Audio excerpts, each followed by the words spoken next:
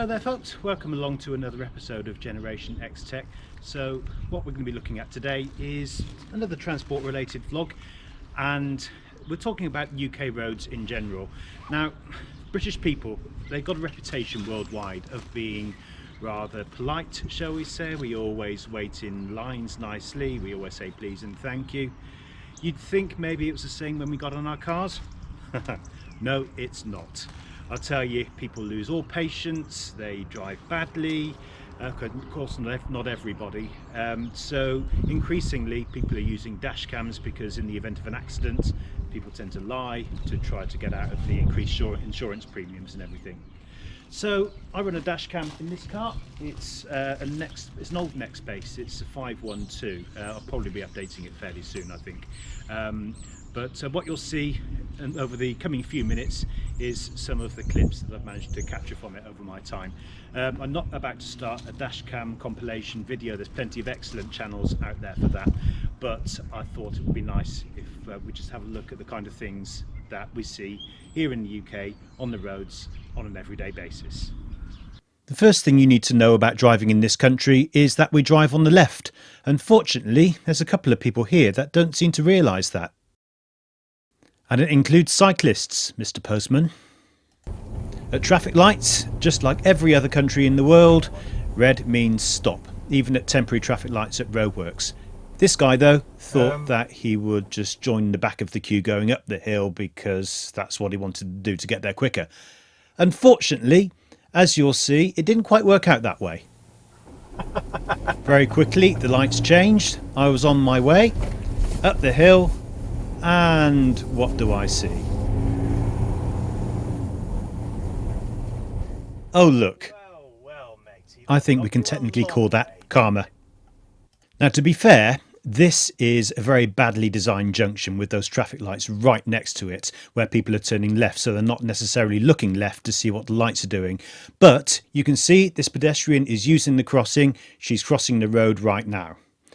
So the lights are still red after she's got to the other side. Thankfully, that white car has no excuse, goes straight through the red lights, and the BMW follows it through. Words fail me. And this one is a blatant case of red light jumping by a heavy goods vehicle. So this could have been quite nasty. Watch the co-op lorry. Look, our lights are changing, and they were green by the time that co-op lorry goes across. So that's obviously jumping the red lights there. Now then, roundabouts. They're always a bone of contention. People don't seem to realise, like this, that you're supposed to give way to the right. That was a lot closer than it looked. Remember, these dash cams have got a wide angle lens.